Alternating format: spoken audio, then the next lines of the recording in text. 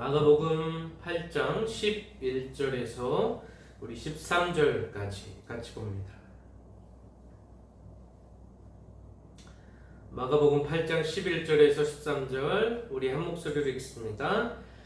바리새인들이 나와서 예수를 힐난하며 그를 시험하여 하늘로부터 오는 표적을 구하거늘 예수께서 마음속으로 깊이 탄식하시며 이르시되 어찌하여 이 세대가 표적을 구하느냐? 내가 진실로 너희에게 이르노니 이 세대에 표적을 주지 아니하리라 하시고 그들을 떠나 다시배에 올라 건너편으로 가시니라. 아멘. 기도합니다. 하나님, 오늘도 주님의 말씀 앞에 섭니다. 주님, 이 시간 함께 해주시고 성령께서 우리 성도의 마음속에 함께 하셔서 그들의 완악한 마음을 부드러운 마음으로 아버지 하나님 바꿔주시고 말씀을 받아들이고 그대로 실천하며 살아가는 우리 복된 성도가 될 수 있도록 주여 도와주옵소서. 감사드리며 예수님의 이름으로 기도합니다. 아멘. 네, 오늘도 마가복음 말씀을 같이 나누도록 하겠습니다. 우리 지난주에는 주님께서 4,000명을 먹이시는 실병이어 사건을 통하여서 4,000명을 먹이시는 사건에 대해서 같이 나누었습니다. 그래서 예수님이 말씀으로 오신 분인데 그 말씀이 육신이 되고 그 육신이 살아있는 떡이 되어서 우리에게 영원한 생명의 양식이 되어 주신다는 그러한 본문을 우리가 살펴보았습니다.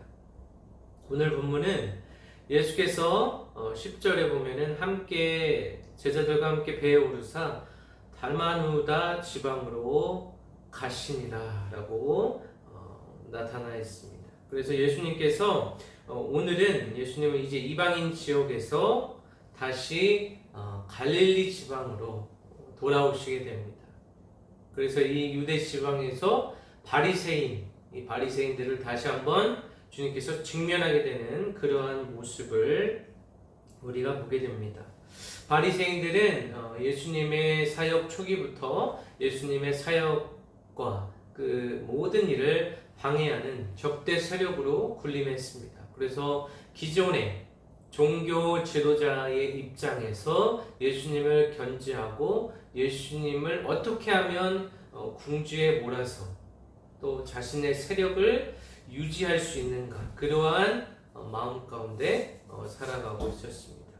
그래서 예수님의 그 사역 앞에 이 바리새인들은 갈릴리 지역에서 아주 기득권 세력으로 자리 잡고 있었는데 대중의 열광과는 반대로 이 바리새인들은 예수님의 사역을 반대하고 또 예수님의 사역을 불쾌히 여기는 그러한 상징으로 복음서에 묘사되고 있습니다. 오늘 본문 11절에 보면 바리새인들이 주님께 나와서라고 말씀하고 있습니다. 바리새인들은 예수님의 인기와 또 영향력에 위협을 느끼고 있었습니다. 그래서 이 바리새인들은 틈만 나면 예수님을 견제하고 예수님을 어떻게 하면 무너뜨리고 깎아내릴까 하는 그러한 생각 가운데 있었습니다. 그래서 바리새인들이 나왔다는 것은 나섰다라는 의미로 군대의 횡렬 같은 기세로 위협적인 기세로 그들의 무리와 함께 예수님 앞에 나왔다라는 것입니다. 그들의 목적은 처음부터 예수님을 죽이려는 그러한 의도를 가지고 접근했기 때문에 또한 그러한 의도를 알고 계신 예수님께서 바리새인들의 그 마음의 중심을 꿰뚫어보고 오늘도 말씀하고 계십니다. 그래서 예수님을 힐난했다라고 얘기하고 있습니다. 힐난했다라는 것은 토론하고 다투었다라는 의미로 우리가 해석을 할 수 있습니다. 그래서 바리새인들의 적개심과 또 바리새인들의 얼마나 당황하고 있는가를 암시하고 있습니다. 그들의 목표는 예수님을 무너뜨리고 깎아내린다는 그러한 의도를 가지고 목적을 가지고 예수님께 나왔습니다. 그래서 예수님을 시험했다라고 얘기하고 있습니다. 이 시험했다라는 단어, 이 시험이라는 것은 크게 두 가지로 우리가 살펴볼 수 있습니다. 하나님께서 주시는 이 테스트라는 이 관념과 또 사단이 주는 이 템테이션, 유혹의 관점에서 우리가 볼 수 있는데, 오늘 본문에서는 사단의 시험과 같은 그러한 용어로 우리가 이해하면 되겠습니다. 그래서 예수님을 시험했다는 것은 바리새인들의 적대, 또 예수님의 사역에 있어서 방해물과 걸림돌이 되었다는 것을 우리가 알 수가 있습니다. 바리새인들의 관심은 무엇이었냐면, 이 예수님이 자신의 사역을 펼쳐나가는 데 있어서 바리새인들의 입장에서 얼마나 위협이 되는가, 자신의 기득권 세력이 얼마나 위협이 되어서 자신들의 세력을 잃어버릴지도 모른다는 그런 두려움 앞에 주님 앞에 나왔습니다. 그래서 갖은 술수와 어떤 전략을 가지고 주님 앞에 지금 나오는 모습입니다. 그래서 예수님의 가르침과 사역에 대해서 반응한 사람들, 우리가 이전에 살펴보았던 수로보니게 여인의 믿음이라든지 또 수많은 그 병자들, 또 자신의 문제를 가지고 주님 앞에 솔직하고 진솔하게 나왔던 그 수많은 무리의 사람들과는 달리, 이 바리새인들의 목적은 항상 예수님을 어떻게 하면 무너뜨리고 또 적대하고 또 예수님을 어떻게 하면 반대할까, 이러한 생각 가운데 주님 앞에 나왔습니다. 그러면서 하늘로부터 오는 표적을 구하고 있습니다. 하늘로부터 오는 표적, 이게 무슨 의미일까요? 이 하늘이라는 뜻은 여러 가지로 우리가 해석을 할 수 있지만, 하늘이라는 것은 하나님이라는 의미로, 하나님의 의미를 완곡하게 표현하는 것입니다. 그래서 하늘로부터 오는 표적이라는 것은 하나님께로, 그 표적의 출처가 하나님이라는 것입니다.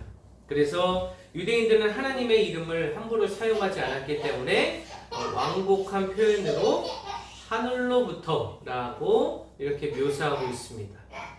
그래서 유대인은 하나님의 이름을 함부로 부르지 못해서 그 이름을 다른 용어로 대체하는 경우가 많았습니다. 그것 중에 하나가 바로 하늘이라는 표현입니다. 그래서 하늘은 하나님이 계신 곳이고, 또 하나님을 대신하는 완곡한 표현으로 오늘 본문에 나타나 있습니다.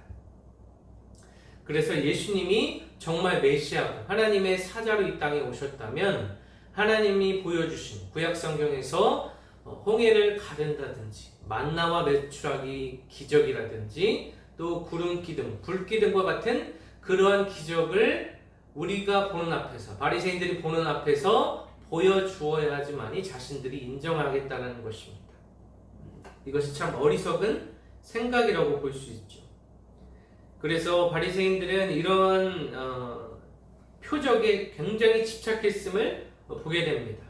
그래서 예수님을 끝까지 의심하고 결국에는 이 바리새인들에 의하여서 예수님이 십자가로 향하게 되는 그러한 결과를 낳게 됩니다. 그래서 단순히 하나의 기적을 보기 원하는 것이 아니고, 예수님이 어떻게 자신들의 앞에서 스스로 입증하는가, 이것이 이 바리새인들의 초점이었습니다. 예수님께서 이러한 바리새인들의 속셈, 또 바리새인들의 그 내적 동기를 아시고 12절에 보면 예수께서 마음속으로 깊이 탄식하시며 이르시되, 이렇게 얘기하고 있습니다. 마음속으로 깊이 탄식하셨다. 이 탄식이라는 의미는 가슴 밑바닥 깊은 곳으로부터 숨을 끌어올리는 것입니다. 그리고 실망과 체념의 표현, 그리고 또 민망히 여기심, 또 이스라엘 종교 지도자들의 어리석음에 대한 깊은 탄식을 나타내고 있습니다. 그래서 바리새인들 또한 계속해서 보면 이 세대에 표적을 주지 않겠다.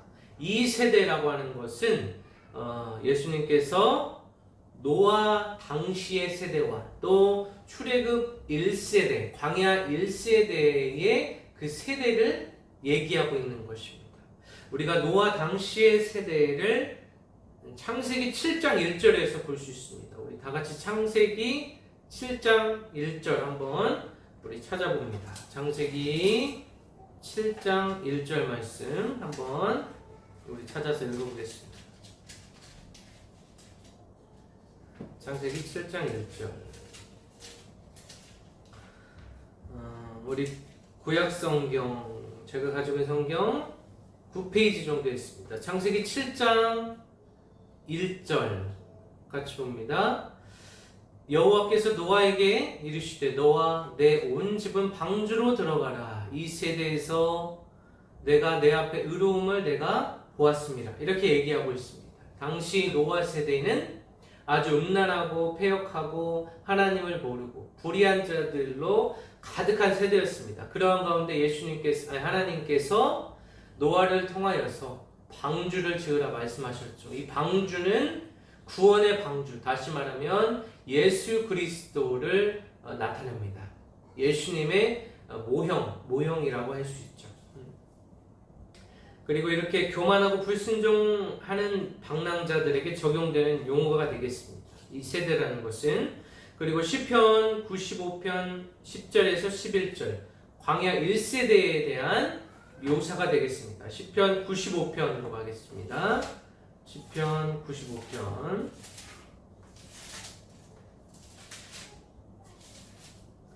시편 95편은 제가 가지고 있는 성경 873페이지 정도에 있습니다. 시편 95편 10절에서 11절 제가 봉독합니다. 내가 40년 동안 그 세대로 말미암아 근심하여 이르기를 그들은 마음이 미혹된 백성이라 내 길을 알지 못한다 하였도다. 그러므로 내가 노하여 맹세하기를 그들은 내 안식에 들어오지 못하리라 하였도다. 이렇게 주님이 말씀하십니다. 그래서 광야 1세대의 완악함과 불순종, 하나님께서 수많은 기적과 표적과 이사를 나타냈음에도 불구하고 이 백성들은 그들의 마음이 딱딱한 돌과 같이 완악한 마음으로 있었기 때문에 그들은 하나님 앞에 나아가지 못했고 결국에는 광야 1세대는 광야에서 비참한 최후를 맞이하게 되죠. 그래서 내 안식에 들어오지 못하리라 라는 것은 영원한 생명, 하나님의 나라를 소유하지 못한다. 오늘날 관점으로는 이렇게 해석할 수 있습니다. 또 하나님에게 떠나 있는 불의한 자녀들을 언급하는 용어로 2세대라는 용어를 또 적용할 수 있습니다. 신명기 32장 20절 말씀을 제가 봉독해 드립니다. 그가 말씀하시기를 내가 내 얼굴을 그들에게서 숨겨 그들의 종말이 어떠함을 보리니 그들은 심히 패역한 세대요 진실이 없는 자녀이미로다. 그래서 하나님께 불순종한 자들을 패역하고 진실이 없는 거짓이 넘쳐나는 세대로 얘기하고 있습니다. 이 바리새인들을 묘사하는 것이죠. 진실이 없고 그들은 가식과 허울로 가득 찼습니다. 이 허영의 영이 가득했습니다. 그래서 음란하고 죄 많은 믿음이 없는 세대를 가리켜서 이 세대라고 주님께서 말씀하고 있습니다. 예수님 당시의 세대 바리새인들은 예수님을 믿지 않으면서 예수님께 표적을 요구하면서 예수님의 초창기 사역에 또 예수님의 그러한 표적을 자신들이 보았음에도 불구하고 귀신들의 왕 바알세불의 힘을 힘입어서 이러한 역사를 일으킨다라고 바리새인들은 그렇게 해석할 정도입니다. 그래서 이 바리새인들의 누룩, 우리가 다음 주에 살펴볼 텐데 바리새인들의 이 누룩과 또 후한 무치격의 이 뻔뻔함을 주님께서 질책하시고 계시는 오늘의 본문의 내용입니다. 그래서 불신자들은 증거가 있음에도 불구하고 불신앙의 이유, 불신앙의 그 원인을 찾아내는 것이 이 불신자들의 모습입니다. 그래서 믿음의 눈을 지닌 사람들, 우리가 예수님 앞에 나와서 예수님의 옷자락을 만지고 또 예수님께 자신의 딸의 질병을 치유해 달라고 하는 그들의 믿음, 또 여러 우리가 앞선 본문에서 여러 이 마가복음 본문에서 살펴보았던 수많은 그 무리들이 진정으로 예수님께 치유받고 자신의 영적인 상태를 진솔하게 고백하고 나왔던 것과는 대조적으로 이 바리새인들의 모습을 우리가 보게 되는 것입니다. 그래서 불신앙으로 인하여서 눈이 멀고 귀가 닫히는 이러한 사람들에게는 어떠한 표적이 눈앞에서 발생해도 그 예수님의 말씀과 사역의 본질을 깨닫지 못하게 되는 것입니다. 이것이 바로 하나님께서 눈이 어둡고 귀가 막힌 이러한 사람들을 심판하시는 심판의 결과라고 볼 수 있습니다. 그래서 결과적으로 예수님은 13절에 보면 그들을 떠나 다시 배에 올라 건너편으로 가시니라 이렇게 말씀하고 있습니다. 그들을 떠났다는 것은 예수님의 선포와 더불어 예수님의 심판을 우리가 알 수 있습니다. 그래서 바리새인들을 차단하고 떠나게 되는 예수님의 모습을 우리가 보게 됩니다. 이 떠나심의 의미라는 것, 예수님께서 거절하셨다는 것은 이 거절은 결국에 예수님의 죽음으로 연결이 됩니다. 바리새인들은 예수님을 시험하기 위해서 이 표적을 구했죠. 그리고 예수님은 바리새인들을 이 세대라고 지칭하셨고 또 그들의 의도뿐만 아니라 그들의 맹목적인 자신들의 세력을 유지하기 위한 그 맹목적성을 노출시켰습니다. 예수님께서는 하나님이 어떠한 표적도 주지 않으실 거라고 말씀하셨습니다. 그 당시에 바리새인들은 이것이 어떤 의미인지 분명하게 깨닫지는 못했습니다. 하나님의 도우심과 또 치유를 바라고 믿음으로 예수님께 나온 그 수많은 무리와 사람들과 대조적이고 아주 비교되는 모습입니다. 영적으로 무지한 바리새인들은 하나님의 표적을 깨닫지 못합니다. 예수님께서 마치 심판을 집행하시는 것처럼 그들을 차단하시고 그 믿지 않는 자를 바리새인들을 차단하시고 떠나시게 되는 바리새인들을 홀로 남겨두시고 건너편으로 떠나시는 모습이 오늘 본문에 나타나 있습니다. 떠남의 소재는 예수님의 사역이 거절과 반대에 직면하게 된다는 것을 알리는 어떤 시그널이라고 볼 수가 있습니다. 마지막으로 독일의 의사이자 또 음악가이자 철학가이자 또 개신교 신학자 또 루터교 목사였던 우리가 잘 알고 있던 슈바이처 박사는 이 마지막 기술에서 이렇게 얘기합니다. 이 마지막 기술에 대해서 믿음은 호숫가에 안전하게 계속 있기를 택하지 않고 예수와 함께 배에 오를 때 생긴다. 다시 한번 말씀드립니다. 믿음이라는 것은 호숫가에 안전하게 계속 있기를 택하지 않고 예수님과 함께 배에 오를 때 생긴다라는 것입니다. 결국엔 자신의 안위, 자신이 안정되었다고 생각하는 그러한 삶의 영역에서 머무르는 자는 예수님과 함께 어디든 동행하는 자와 극명하게 대조되는 삶을 살아가게 될 것이라는 것입니다. 그래서 자신의 기득권, 자신의 세력에 힘입어서 살아가는 바리새인들과 또 예수님과 함께 배에 올라서 예수님과 함께 다른 사역을 위해서 떠나는 동행하는 제자들의 모습이 극명하게 대조되는 모습을 우리가 오늘 본문에서 살펴볼 수 있습니다. 말씀을 맺겠습니다. 예수님은 자신의 권능을 과시하기 위해서 기적을 행하신 일이 없습니다. 예수님의 기적은 오로지 고통받는 그 인간들을 불쌍히 여기시는 예수님의 마음에서 비롯됐다고 볼 수 있습니다. 예수님은 존재하는 자체, 예수님의 실존 자체가 기적입니다. 예수님은 성육신 하신 분이시죠. 그래서 말씀이 육신이 되었다는 그 예수님의 태동 자체가 기적이라는 것입니다. 그 말씀이신 예수, 살아있는 떡 되시는 예수님을 믿을 때 우리는 기적을 맛보게 되고, 궁극적으로는 우리가 이 땅에서 하나님의 나라, 천국을 살게 되는 것입니다. 그 기적을 통하여서 하나님의 나라, 하나님의 통치, 하나님의 지배가 우리의 마음속에, 우리의 삶의 모든 영역에 침투할 때에 이것이 바로 올바른 믿음이라고 볼 수가 있습니다. 증거에 의존하는 믿음, 이것은 아주 수준 낮은, 보지 않고 믿는 자가 더 복되다, 주님께서 말씀하셨습니다.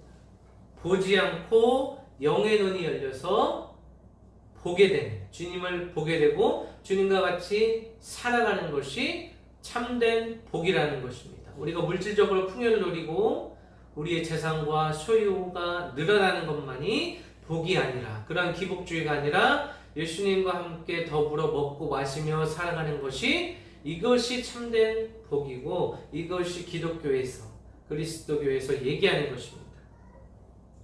우리가 이미 보고 들은 것을 받아들일 수 없다면 하나님의 나라의 도래에 관한 어떠한 인증도 필요가 없어집니다. 우리의 인생 가운데 주님께서 허락하셨던 그 수많은 기적, 오늘날까지 우리의 생명을 주시고 우리의 삶을 이끄셨던 그분을 믿지 않는다면, 우리에게 행하신 일을 믿지 않는다면, 그 어떤 큰 기사와 이적이 우리 눈앞에 펼쳐진다 하더라도, 당시 수많은 사람들이 예수님의 표적을 눈앞에서 보았음에도 불구하고 그들의 믿음은 성장하지 않았음을 우리가 수많은 케이스들을 통해서 살펴보았습니다.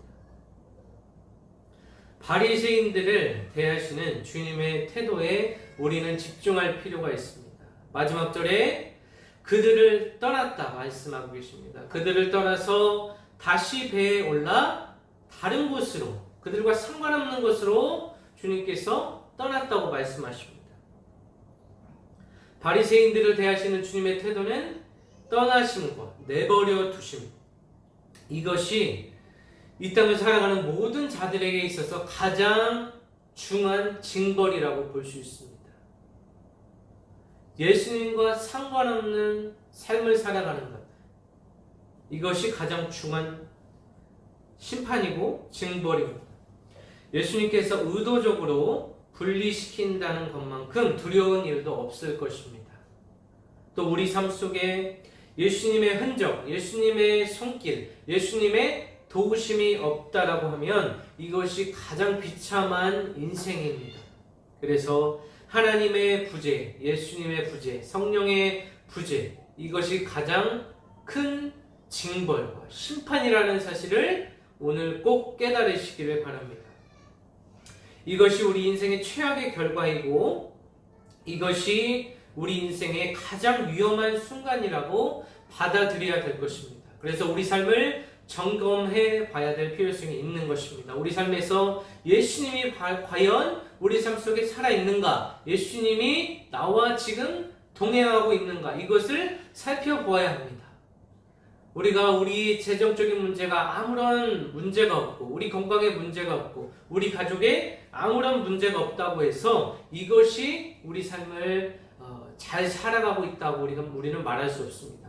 그 모든 것이 평안한데 예수님과 함께 걸어가는 그 동행의 흔적이 우리 삶에 없다면, 또 성령의 도우심, 성령의 세미한 음성이 우리 귓가에 생생히 들리지 않는다면 그것은 잘못 살아가는 인생이라고 단언할 수 있습니다. 그래서 예수님께서 오늘 말씀을 통하여서 바리새인들을 떠났다 말씀하시는데, 혹시나 우리 삶에서 예수님이 떠나 계시지는 않는지, 예수님의 음성이 들리지는 않는지 다시 한번 점검해 볼 필요가 있습니다. 그래서 만약 혹시라도 그러한 상황이 있다면 우리는 주님 앞에 다시 여호와께 돌아가야 됩니다. 돌아가는 출발은 바로 회개입니다. 이 회개하여서 다시 주님 앞에, 자신이 걸어가고 있는 길에서 정반대편으로 다시 주님으로 주님께로 걸어가는 것이 예수님의 뜻이고 하나님 아버지의 거룩한 뜻일 줄로 믿습니다. 그래서 날마다 하나님의 인재와 동행과 도우심을 사모하며 우리의 인생에서 이제까지 보여주신 주님의 은혜에 감사하며 날마다 하나님의 은혜와 평강 가운데 또 진리 되시는 예수님 안에서 진정한 자유와 평안을 누리며 살아가시는 우리 모든 성도가 되시기를 예수 그리스도의 이름으로 축원합니다. 기도하겠습니다. 하나님 아버지, 부족한 종이 말씀을 전했습니다. 성령께서 이 시간 우리 모든 성도 깨닫게 하시고 돌이키게 하시고 회개하게 하셔서 아버지의 그 귀하신 뜻을 받들어서 아버지 하나님, 하나님의 말씀 앞에 절대 순종하는 거룩한 성도, 아버지 하나님 주님의 자녀가 될 수 있도록 주여 역사하여 주시기를 원합니다. 감사드리며 이 모든 말씀 살아계신 예수 그리스도의 이름으로 기도합니다. 아멘.